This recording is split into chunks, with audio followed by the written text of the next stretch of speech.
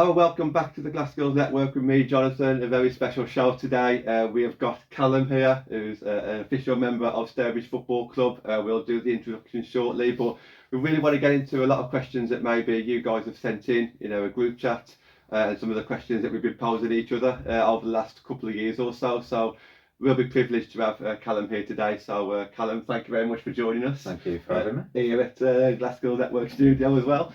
Callum, just before we start, just a little bit about what your role is at the club and maybe your involvement over the last few years at Stourbridge.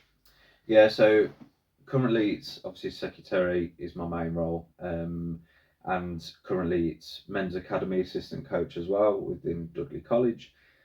Leading up to it, obviously, I was head of girls section, I think probably about 6 years ago, which was obviously a very small role at the time, which we grew, along with obviously Andy Fisher and Mike Harris. And then it grew up into the Women's Academy when we started that up, me and Mike. And then it then grew even further, started doing more stuff behind the scenes, match confirmations, all the secretarial stuff and logistics.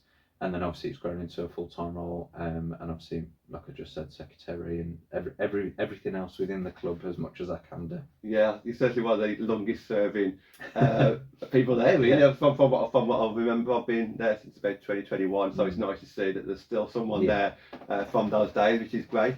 We're going to get into a lot of, I suppose, deep conversations, and I suppose some conversations that maybe some people wouldn't want to speak about, so I appreciate you have a look at those questions before we came on, so we're more happy about that. So, but before we do, just a little bit on this season.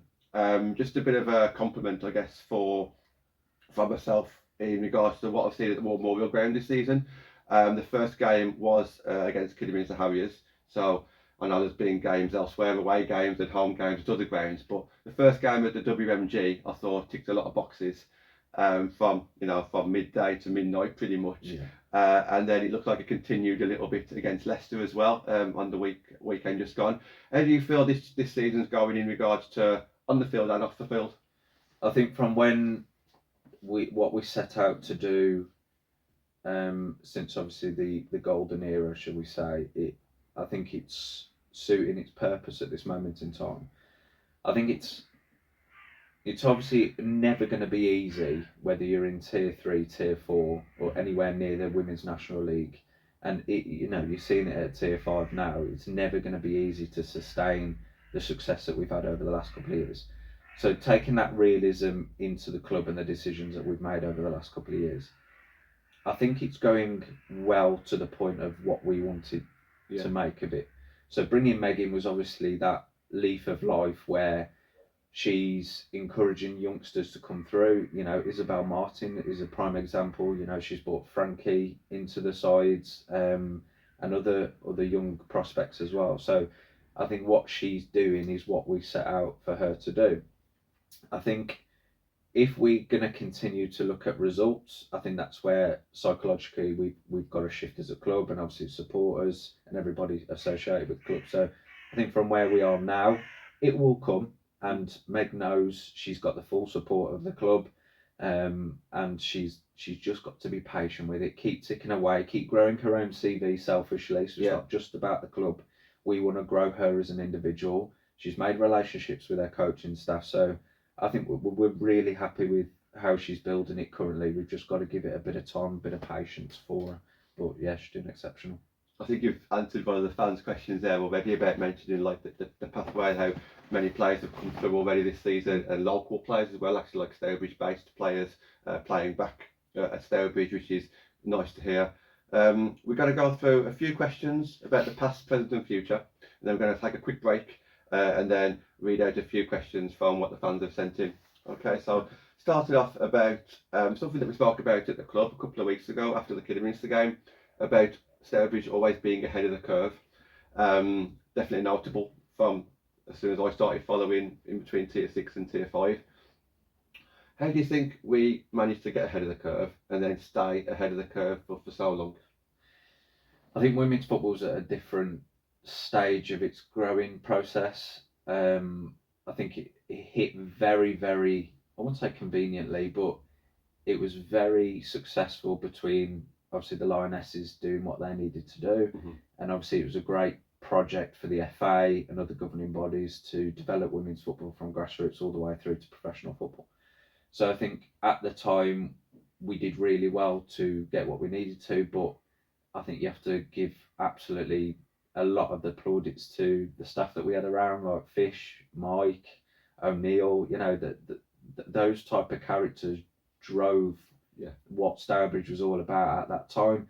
You could chuck all the finances you want at the world, and you could still find yourself at bottom of the pile. So I think at the time we had a really strong and productive, and I think they tested the waters to the point where they knew that little bit more, just that little bit more to get to the point where we did in tier 3, and we did they did exactly what they needed to do, and I think they probably reached higher than what they thought they were going to reach. But I think that's how we stayed there. Was the staffing was just remarkable, from the coaching on the pitch to the logistics off the pitch to the support from the girls section. It all flowed really well, and it developed. But like I said, women's football was at a different stage of growth. So I think we stayed where we needed to because of where women's football was. I think we stayed there because of the characters and the coaching abilities and manager abilities we had on and off the pitch. But yeah, I think that's probably where it was and where we are now. I think one of the coaches that you just named there says to me a little while ago, everything, all the good came together in one period of time. So like you just said, like all the good coaches and managers in the area, the players, the volunteers that we had, the social media, everything, the backing from the club as well, everything just was as if for like 3 or 4 years. And then was it just a case of maybe when we got to tier 3, the gap was so big because that jump from tier 4 to tier 3 was massive, wasn't it? Yeah, I think there is a lot of work to be done by the FA and the Women's National League, and even like the Super League industry, is the gap between tier 2 to 3 and 3 to 4, just because of, I think at that time when we got promoted into 3, that was probably when the transition started to happen, where you started to see, like Newcastle United, they got promoted into the same league as us at the same time as us, but they were absolutely worlds away from where we were as a club. And I think that was probably the turning point of where women's football was. So I think us being in tier 3 was not a realisation, because we knew it was obviously going to be tough with some of the names that are in there. But I think it was a case of, let's enjoy what we've done till this point. Let's give it a good smash.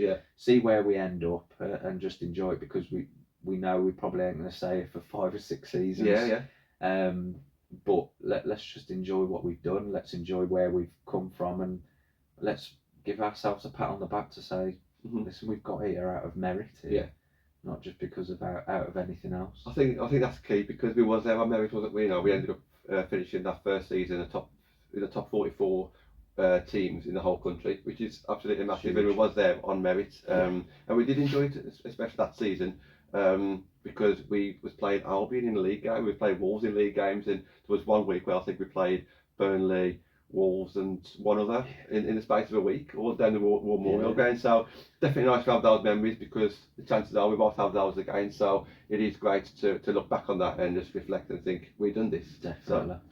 So, the reasoning behind minimising the teams in the women's section then, so we had 4 very good women's football teams. Obviously we had the first team in tier 3, we had our reserve team that finished 4th in the Midlands reserve team. We had a tier 7 team, development team that was top of their league. We had an academy with Dudley College. A lot changed the previous summer, about 18 months ago. What can you kind of tell us the reasons why you think we shrunk the section? I think again it was to do with, and it was very similar to obviously the first team going up into tier 3 and the jump from 4 to 3. The jump was still huge from reserve team football, even when we were in tier 4. I can't name you 6 or 7 players that would consistently jump from reserve team football to first team football. That was just because of how young our reserve side was. So we sat down as a club and looked at it from an individual point of view rather than a club point of view. And yes, finances will always take a little bit of the role, but I ensured that if we were going to make the decision of pulling the reserves league, it was for a factor to enhance the players that we've got within the setup, and not a case of we're just going to strip it, go and fight for yourselves. So we sat down, looked at the league itself, the reserves league, looked at the formatting, spoke to a few people at the league as to where they were looking at the reserves league to go. And it didn't fit the purpose of the club. It didn't fit the purpose of individual players that we'd got. You know, they're really young. Some of them had come out of academies or ETCs at the time, or RTCs. So I think it was a case of, do we think that we can thrive and get players up into first team football? Or do we think that they should be playing tier 5, tier football now, and don't stunt them as such? So the whole purpose of that conversation was to support the individual player.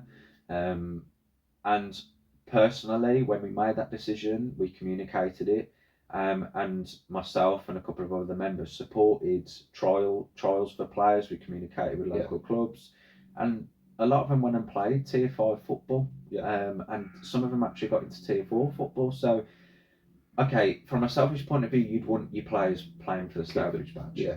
I think if we were in tier 4, it probably may not have been such a harder decision, because you've still got that slight gap where they can improve to get to the first team.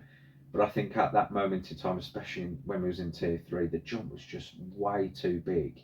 And when they brought Barnsley into the league that season, we can't expect players to travel to Barnsley. They can't get promoted, they can't get relegated, they can't win the league. Within reason, it just didn't seem justifiable. I could be speaking out of turn. There were so many good players who probably have a different opinion to us. But for us, it was a case of, and I see it as a success, that players have gone on and they're still playing tier 5, tier 4 football. And for me as an individual, I see that as a success, and it's not pulling away from their individual development. And that's where I felt it was at the time. Obviously, there was other aspects to it, but that was the forefront of the decision. And that was the reason that we pulled the reserves. Yeah, I think just touching on that, I do agree. The whole National League Reserve, there is got to be something better there, because you are right. There isn't any reward for being top. Yes, you might put your name on the map a little bit, and it's good for the club. However, there isn't any promotion, and I can see why a lot of the bigger clubs may remove their reserve team, and then put them on loan to other teams, and I do understand that. The same time, we recruited Aid Clements as a manager. I've written down, can you think of 3 reasons why we brought Aid into the section, roughly, maybe 2 or 4, whatever you want to say. And also, what was his target? So apart from winning games, of course, as a football manager, that should be your target. What else was the expectations of Aid when he came in? I think it was to build something that was consistent with the morals and ethos, and obviously because, and we discussed before, with where the team was, or the women's section was, and the successes of what we had, it was a case of, it wasn't a step down, it was a case of, can we stabilise things off the pitch, around the club, but get a good group of players together to do what you can within tier 3. Now, I'm not going to speak for Aid, because I think that's unfair, but I know how tough it was to manage and rebuild from the successes that we had, rebuild something basically from scratch in tier 3, alongside some of these absolutely huge names with big budgets. And I've got to say, he did a remarkable job. But I think it was to stabilise things on and off the pitch, and just give us a bit of realism. He's a very level-headed, and he'll tell you when he feels like he needs more. He'll tell you when he feels like he can do it himself, etc., etc. And I think at that time where the club were, and obviously I think the ground issues started creeping in as well, I think he did well to stabilise things while there was a lot of other things around. He was able to not withdraw the team, because the whole team was obviously still integrated within the club primarily, but it was a case of, there's so many things going on around. Can you get us what you need to do? there was no real expectations other than the ones he set himself, which obviously you expect from Aid's calibre. But he did so well at recruiting who he recruited. He did everything by the book. The players that he brought in that maybe didn't fit his model, he followed processes, created relationships. You know, look how many players he's taken to Redditch. So I think there was no expectations for him, but he did so well at what we set him out to do. Okay. On that, obviously, you just mentioned he took a few players to Redditch. In an ideal world, do you think the club would have liked for him to have stay there for like longer than one season, and then what he built there, he could have took to Tier 4 and made a sustainable Tier 4 side? I don't know if that was ever the plan, but you do look at that side that he took with him, and it is a shame that they obviously left Stourbridge, but could it have been a longer plan, do you think? I think, obviously, no one really wants somebody to just come in for a season, so we did expect, we did want him to probably do a longer stint. I think, again, I'm not going to talk for Aid, but I know how difficult it was for him and the club at that moment in time, even when when the team got relegated to 4, where women's football, and I spoke to Aid multiple times a day, how hard it was to psychologically keep picking yourself back up. So I think from an individual point of view, whether, and again, I don't know his reason for just doing the one season, but whether it was a case of he wanted to go back to enjoying football. I mean, I'm not going to dig him out, but he said he was having a break, but he has mentioned that himself. Yeah, but he didn't have much of one. But I think for any manager, you want to enjoy it, and obviously when he's got Daisy as well, you want to enjoy the football. You don't want to be fighting the politics of women's football. You don't want to be fighting the issues that we have at the ground. And he's been in football longer than I have, and a lot of people. So he knows the decision he wants to make, and by the looks of it, he's enjoying his football, watching his daughter play alongside him, and he's building something really nice there. So I wish him all the best. Moving on to the present then, I was going to check how we do for time. I think we're doing okay. There we go, plenty of time. So from Aid, we went to Meg Bailey. I can see a lot of reasons why Meg got appointed, and I think the teaser came out on the County Cup final, Staffordshire County Cup final, so it was Callum against Stoke. I was with Radio Kev. I think Andy Mulligan was obviously going to be there. Tash Tesgar was on, comments with us as well. We saw the teaser. Look, when it got announced the day after, me and Kieran obviously rang each other, and we was very happy with that, because even though Meg obviously hasn't got the CV behind her in women's football, one, it was someone who knew the club. She's obviously working through UEFA badges, doing really well there. She gets to the club, she's been here with a success. She was successful in the girls section. She was obviously cheaper, so I can see why she would have got appointed there. She's female, if that's what the club was after as well. She ticked a lot of boxes. What were your thoughts on what went on, like coming to that decision with Baylo? And yeah, just what are your thoughts behind that one? We'd actually been monitoring Meg with her 18s for quite a while, and obviously with my previous role of girls section, obviously I want all the girls teams to do really well in their leagues, but I think the 18s at that time, obviously with the withdrawal of the reserves team, etc., it was imperative that the 18s succeeded to the point where we are developing these players. And obviously it wasn't a case of micromanaging Meg, it was a case of let's give her every inch of support. So we did keep an eye on what her 18s were doing and how she managed. And I remember going to the cup final when 18s played Averchurch at Birmingham County, and stood there with Stu, and the way she articulated things and the way that she approached things and communicated with players, I recognised quite a lot of qualities that would suit where we wanted to be as a club and as a women's team.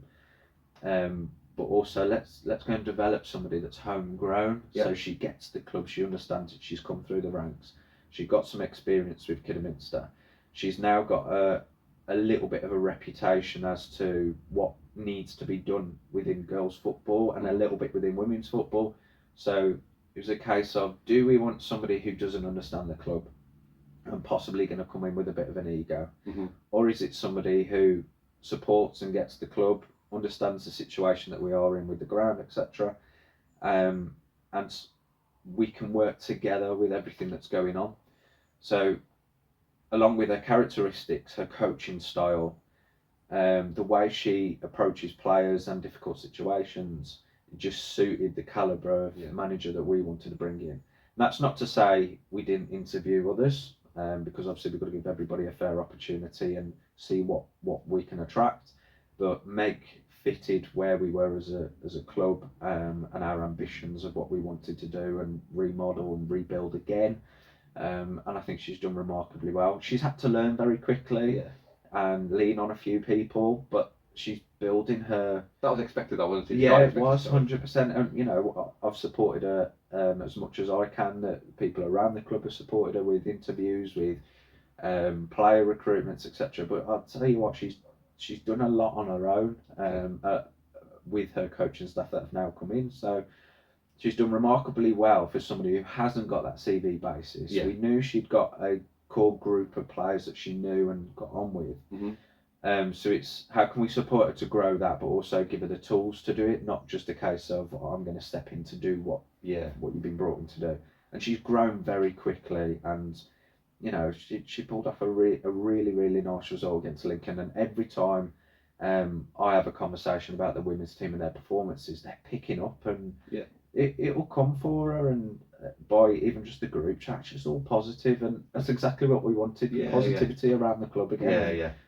Again, like we've discussed before, it's building blocks, and we'll start and we'll get there. We've said that on this channel. I think it was the last one that we did with DG and Kieran. We did mention that like she's tried to take snippets from all the good things from the past, and you say how well she articulates on the pitch. I think off the pitch as well. I don't know if it's because she's a teacher and she's constantly speaking out loud, but for her age, she does come across very confident, but also very direct and very. She's not one for like stuttering or that. She is, and you can see. So I agree. I think for that age as she is, and the lack of inexperience at this level, it doesn't really show.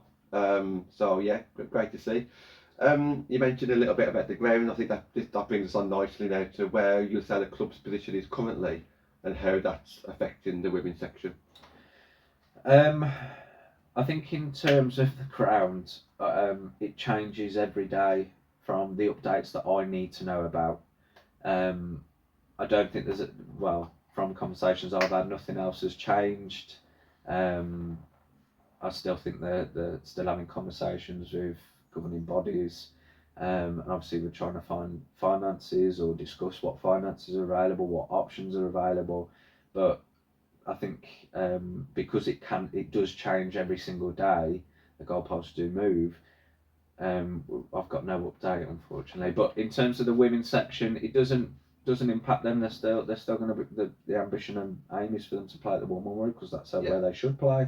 That's their home, and it's not really going to affect them unless any building work's going to affect them. But I know the guys above me have got plans.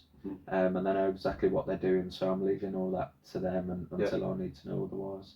And finances wise, don't go down in any numbers or anything, but are we very reliant at the moment on the women's side on what the men's team are doing, or have we kind of got a budget there that no matter what happens with the men's side this year, Meg's going to be okay for the next year or two? Is there anything you can say on that at all? I think because things move so often, and even without the ground, things move, things happen, and tomorrow's not guaranteed in life. So I think there's so many factors involved with the budgeting, which I don't get involved with, but the budget is set out for a purpose. So she will have been given, and she has been given, a certain amount. How she divvies that out, she takes control with a bit of guidance from ourselves. So in terms of long term, I don't think anybody could promise anything, and that's men's and women's. But I think at this moment in time, we're confident with the budget that she's been given. Even Darryl, the budget he's been given. So they're still working within their means, but they're also conscious that they don't want to put themselves in a deeper grave. So.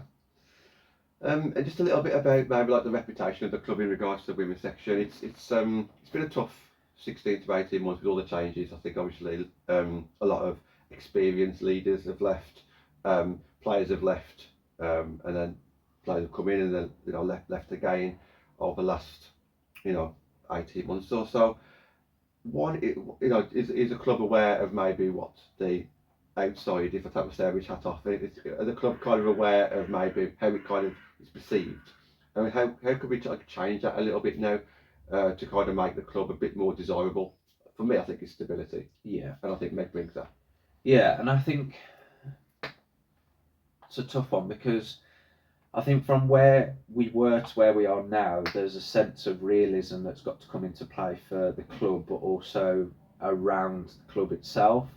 And that realism has got to be communicated in the right way to give the aims and ambitions of what we want from this season or next season or the season after or whatever it suits the club. I think we need to understand the climate of women's football and where it's going to be in the next couple of years, because that will probably determine decisions. It will determine how we look at approaching finances, how we approach the crowns falling down. So I think we've just got to understand a few more things before we can make decisions. In terms of the reputation, and I think we've discussed it several times, the reputation is there for a reason, and we've put ourselves on the map to bring in new people, youngsters coming through. Yeah. If you flip it as to say we didn't get the success that we did, where would our girls section be? Where would the decisions that we've made be? Where would the women's section be? So I think the success has enabled us to build on something, but then, as you've said, in terms of sustainability, is how can we sustain that for a year, short term, 4 years, medium term, or 10 years, or whatever it may be. And there's a lot of factors involved with that. So I think we've just got to sustain where we are now, grow what we can. So I know April's doing a wonderful job with the girls section, supporting where she can, and getting these youngsters to come through. And like you said, building those relationships with local clubs as well. I know Meg's reached out to multiple clubs across tier 3, tier 4 and tier 5 to build reputations so that it supports networking, it supports loaning players in and out for youngsters. And I think that reputation that Meg's building, as well as the club that have had it in the last couple of years, will help build that back up. But I think the reputation's good. I think it just needs to sustain itself while we're going through a bit of a rough patch. So you saying that there kind of brings me on to a text message I woke up to this morning. So the person who sent me this will hopefully see that I'll tighten this one in. Is it just the case now of we had a reputation, say 3 years ago, of being one of the most up-and-coming teams in the area, a desirable side in that sense, and then the last 18 months we had a reputation. Is now the reputation bringing in youngsters in the area and letting them develop and hopefully stay with us, but then if they move on to a Wolves or a tier 3 side, then so be it, a well done to them. Is that kind of the reputation that we're going for then now, like youngsters in the area? Yeah, sort of. I think nobody wants to be a revolving door, and I think we've probably done that the last 2 years. No fault of managers and no fault of any of the players coming in and out. I think that's just the nature of where women's football is. Obviously, the finances that are being splashed out across the divisions. So I think where we need to be is somewhere that's in between, so that we're maintaining costs within the club that helps sustain what's happening, but also growing it as a commercial aspect on and off the pitch.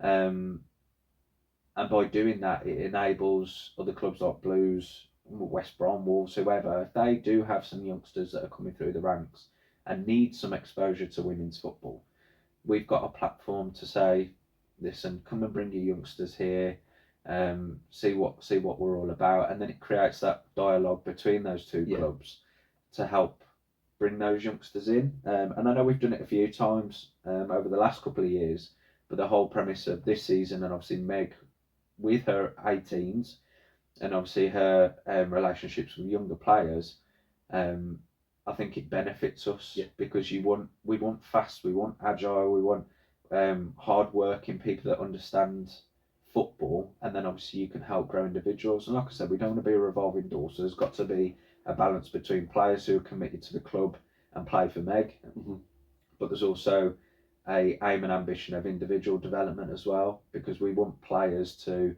come to us, learn, develop, learn from Meg and her coaching staff. And if it means that they get an opportunities back at their parent club or even higher, and they get themselves on the map, we've done our job for that individual. But there is a fine balance which we are managing very well. We kind of touched on this a little bit about with stability now. Do you kind of see if everything stays as it is in regards to the managers not moving on, the coaches not moving on, and the players not moving on, and we get that kind of, obviously there'll always be someone that moves on, but like maybe going back to just like 3 or 4 players a summer moving on as opposed to the whole team.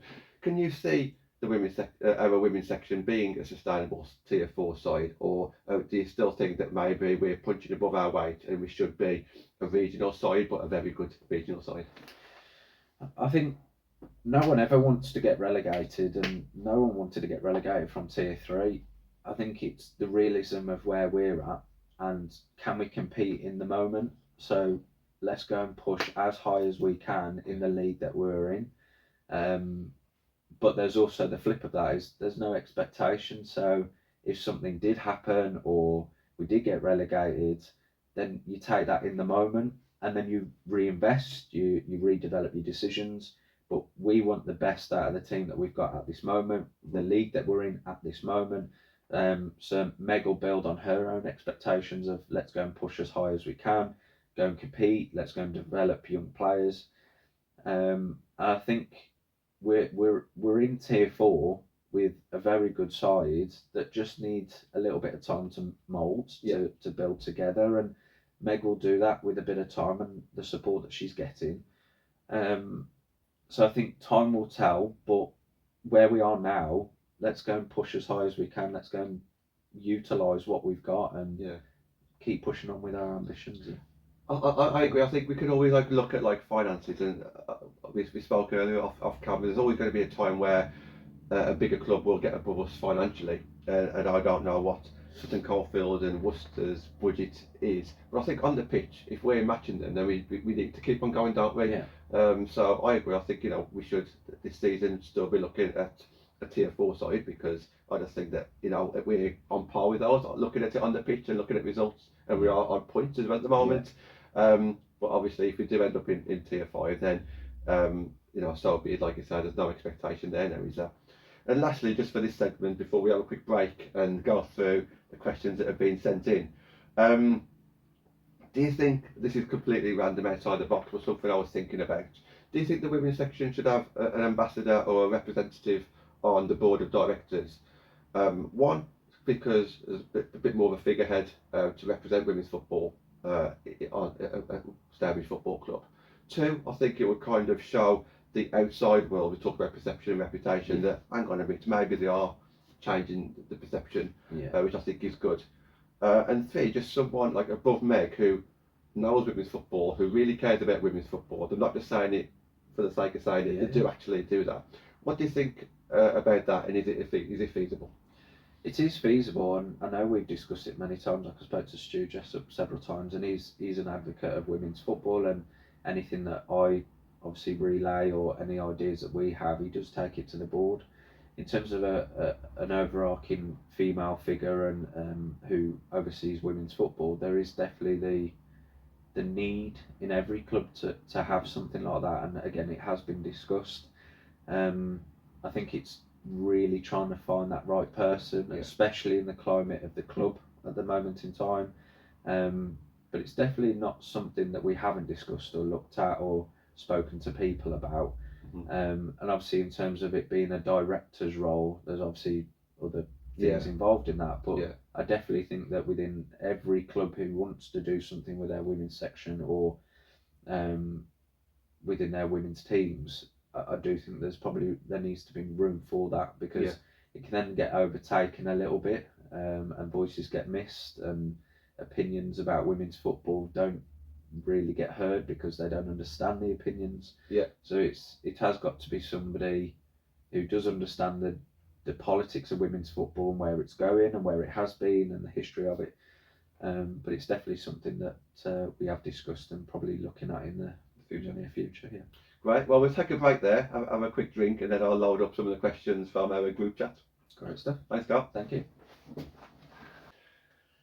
Hello, welcome back. We've managed to narrow it down to 4 questions, so we've collated quite a bit. A lot of the questions that you've sent in was all very similar, or we may have answered them already. So thanks to everyone who has sent some questions in. So we've kind of narrowed it down to 4 questions that we haven't covered already. So we'll go through those now. I won't necessarily read out the names just in case you want to stay anonymous, but I think you'll obviously know if it's your question or not anyway.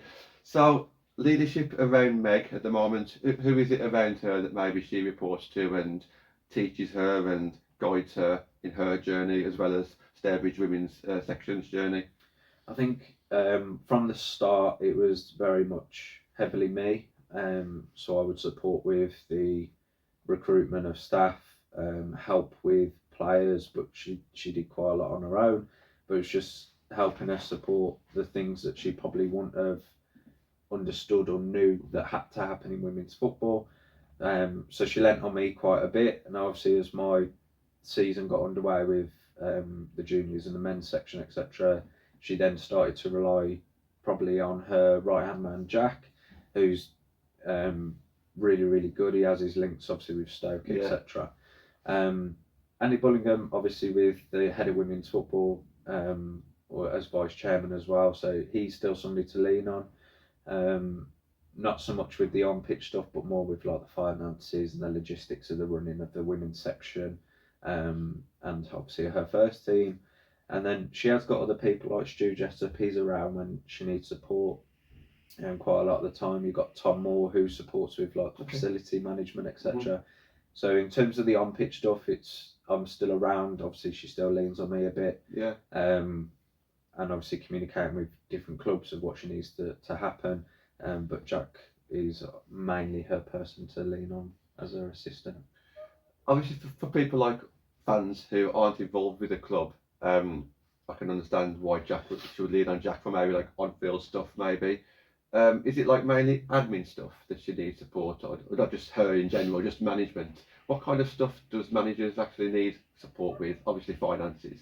What other stuff kind of goes on throughout the week where she may be either too busy or not qualified to do?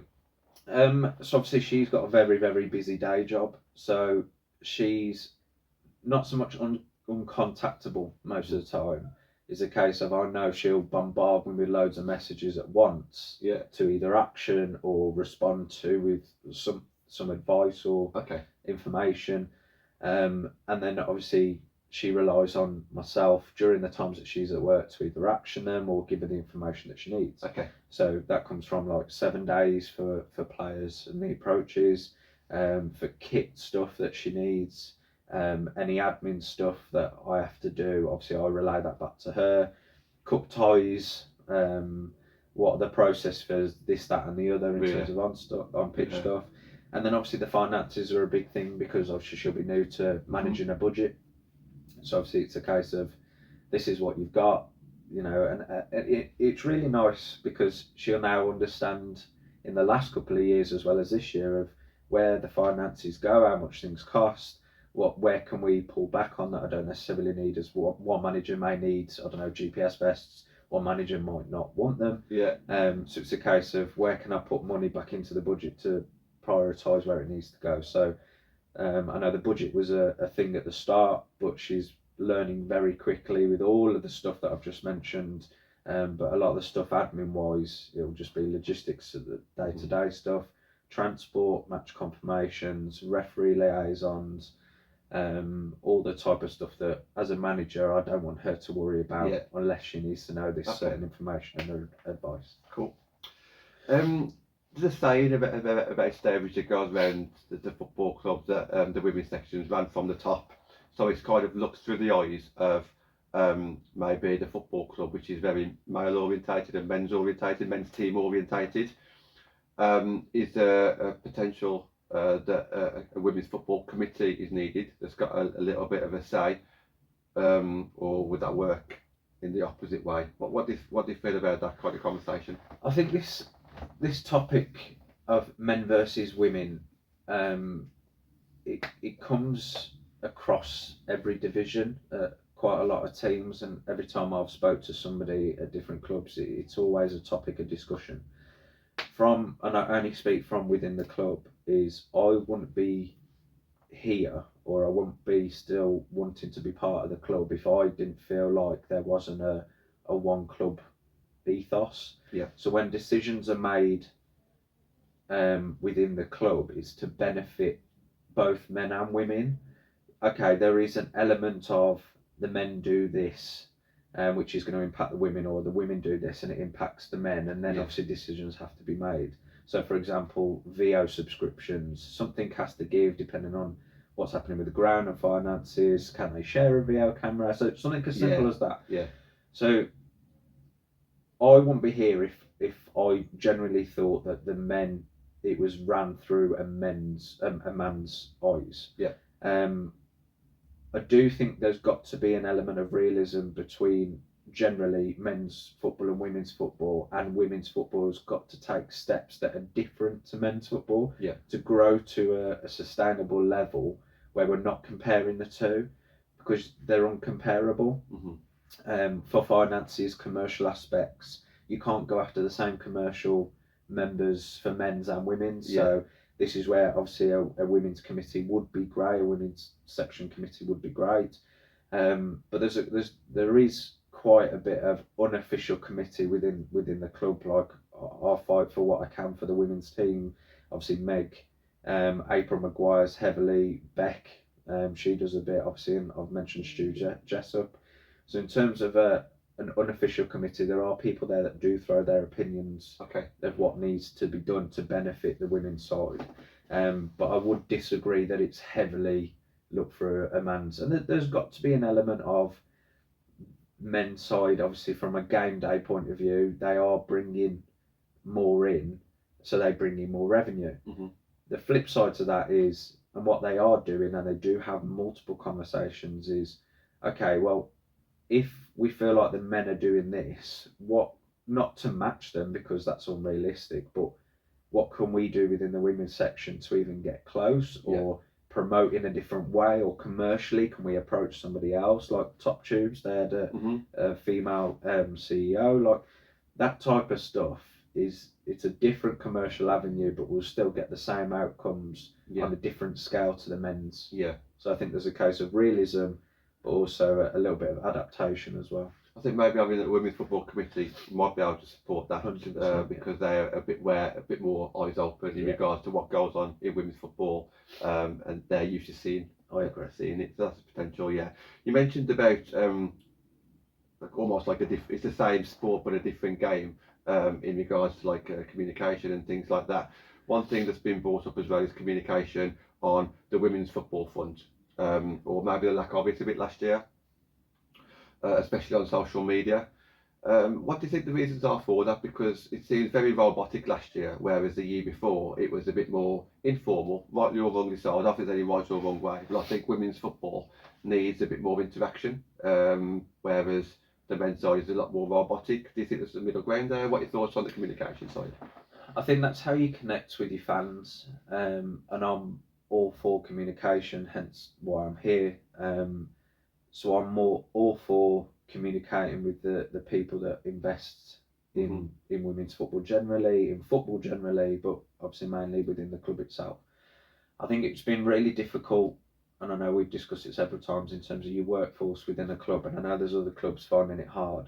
The climate of where, I don't know, politics are and finances, and people that are younger who are wanting to earn more money at a younger age, their time is very struck at the moment.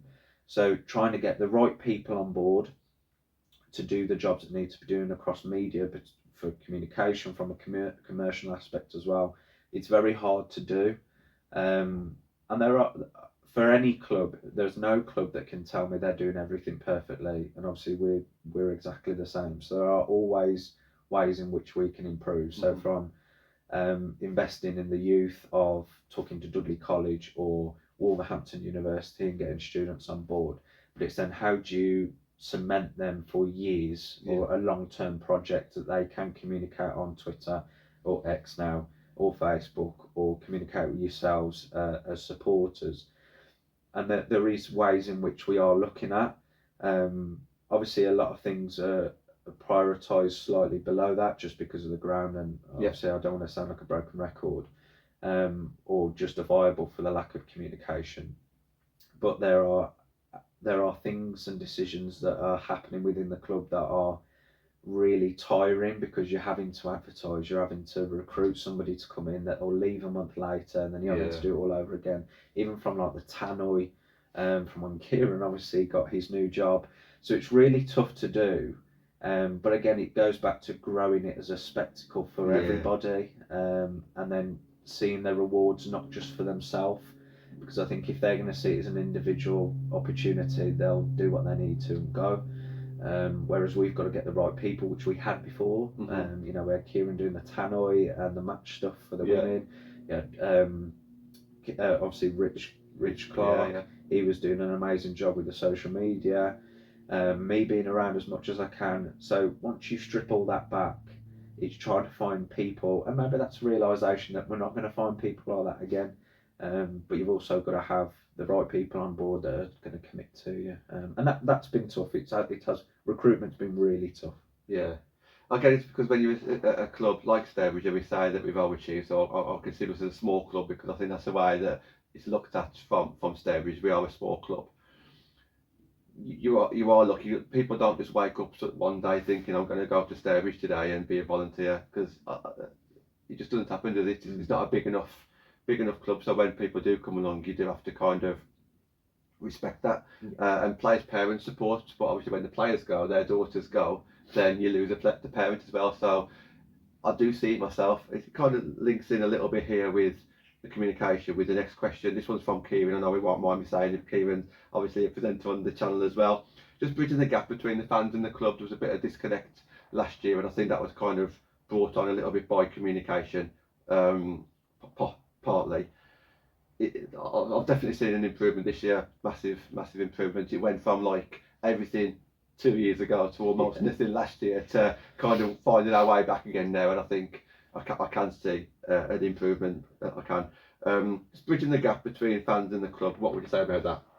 I think last season it was really difficult for Aid to manage what he needed to do at Tier 3, rebuild absolutely everything, and then obviously connect as much as we used to a couple of years ago from mascots and commercial events, or player meetups at training, or whatever. So I think it was really hard for Aid to do what he needed to do on the pitch and do everything off the pitch, and that's probably where he needed the support off the pitch. That's probably, looking back on it, it's probably where we needed to support him even more. But it was probably a case of we've got issues with the ground, this, that, and the other. People were leaving to go and pursue other opportunities. Probably we missed a trick last year, but I'd like to think, like you just said, that we're slowly creeping up. Obviously, when I was head of girls towards the end of that role, I really struggled with time to communicate with the girls section to get them down for mascots. And that's why I didn't want to, but had to, for the benefit of the girls section and the women's section, and for the supporters' opportunity, is offload that to April Maguire, who gets women's football. She's been around it. Obviously looking to come back in it as a player, so she can help build that. And she's lent on me a little bit in terms of what we've done in the past. But again, my situation is different to what April's facing now. She's got a full-time job, so to try and find her time to organise mascots, to organise signing nights, or anything like that we used to do. You know, I used to do MasterChef Zoom calls in COVID. Oh in the yeah, junior I remember that. So those type of stuff, because I had the time, I could do it, whereas April probably hasn't got the time that I did, so she's fighting a losing battle to do everything. But she between her and Megan, that relationship, they're slowly building it back up. And obviously we've got some incredible junior type teams and management. So hopefully that will start to creep back up and connect people back together. As a club, we need to have probably more conversations of what we can do, even if it's just after a game. and stuff like that. So it'll get there eventually, but we've just got to give it time for people to do what they need to do. And lastly, Cal, one from DG, the commercial side. So you touched on it a little bit there with mascots and stuff. It's a way to bring money in, bring money behind the bar as well. So yes, it looks good when you bring in your mascots out, but also you bring in your parents. They'll bring the parents there and they'll spend the whole day there. You know what some of them are like. They'll have a drink there and put money behind the bar. It's been good to watch when I'm there on a Sunday. I used to be one of the first ones there at 11:30, 11:45. There's no parents there with their kids who've been having a game beforehand or a training session beforehand, whatever they do on Sunday morning. It's great to see that, and it's a great revenue stream there, having our junior sections there. So just things like if you know your 50/50s, your mascots, sponsorships, meet and greets, anything that can get people into the club to then spend money, whether it be at the chip shop or on the on the BAPS, on the checkout area, on the bar section, anything like that. Just what are your thoughts? What are we doing good, and then what do you think we can improve on? I think when obviously I was a part of the girls section, I think it flowed really well just because of the success. Now obviously we put things in place which helped grow that, but I also think because of the success that Mike and Andy had with the first team, it also helped sell itself a little bit. Yeah. So people were coming down to watch Stourbridge in Tier 3 or Tier 4 and play this big team and that big team, and I think it drove itself. Whereas now you're probably having to put 3 or 4 times the work in. Yeah. And again, I alluded to it earlier, is the time that people have is being restricted by a lot of things. One, in their individual lives, and football's growing across the board. So the expectation and responsibilities for everybody within the club is obviously growing. So it's becoming a lot more difficult to do it. We definitely need to do more, which I think, again, from what you've just mentioned, we've got the five-a-side pitch now at the War Memorial, so we've got teams that are playing, junior teams that are playing there, boys and girls, more so boys at the minute just because it's five-a-side and we don't have a five-side team in the girls section. But they'll come down, they'll stick around after in the bar, they'll come and watch the girls team, the parents are still there putting money behind the bar, and that's great. Obviously, everything comes with its challenges. So the challenge with that five-a-side pitch is the cricket club. Yeah. So it's that everything will have a con to it as well as a pro. So it's just the reason, but there are a lot of things that can be done for free, like the mascots. And I know when we brought DG in and Freya obviously and her team, and that grew massively. Freya came down on her own with DG, and then it grew into a whole team coming down. And I started reaching out to other clubs who would like the opportunity, and that type of stuff. It took me 2 or 3 years of being involved in football for me to realise the opportunities, and there are people within the club like April who are still finding, if it's took me 2 or 3 years, it's going to take them similar time, if not a little bit longer, just so that they can grasp what the role is all about.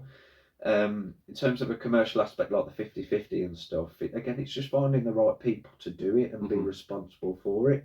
When you've got such a really strong core group of people, your Kierans, your Riches, me, Andy, Mike, anybody else that I missed, but it's really hard to go from that to nothing. Absolutely. And then build back up because you've got the expectation of these people.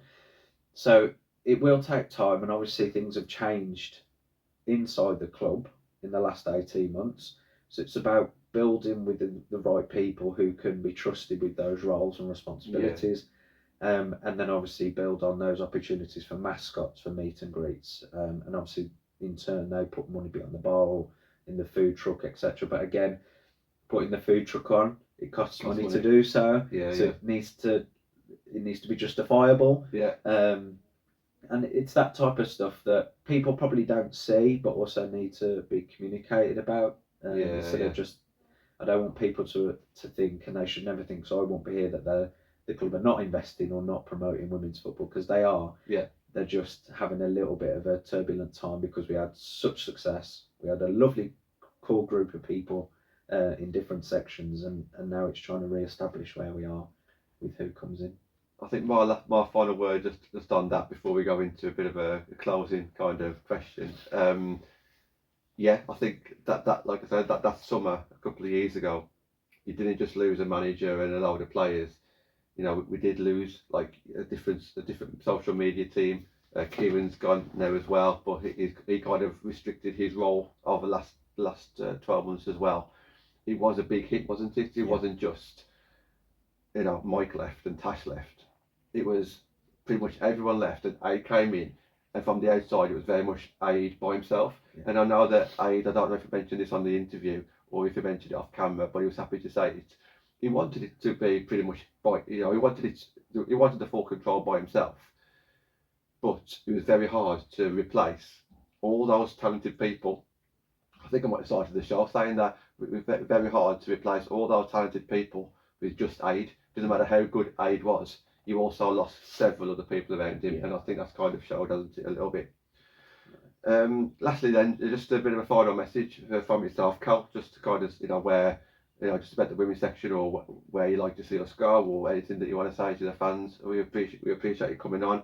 I know the interest. As soon as I put a message on the group chat saying Cal's coming on, we're going to ask him a few questions. We got absolutely bombarded. So, so yeah, just a bit of a final message from yourself there, Cal. I think it's just about sticking with us, and I'd say to any fan in any football club is, don't jump to conclusions. But obviously the flip side is, I will do and the club will do everything that we can to communicate when the time is right, communicate the right things, because obviously there's not everything that we should be communicating. But stick with us, because we're trying to do the right thing. And although we've got realistic ambitions of where we are now in comparison to where we were, we are trying to build things back up to a certain point, just with different aims, and we've got some really talented people within the club. We just need that little bit more time to build, and bring more people into support. Excellent. Well, Callum, once again, thank you very much. I appreciate your time, and thank you very much. Right, well, mate, thank you very much. Thank you.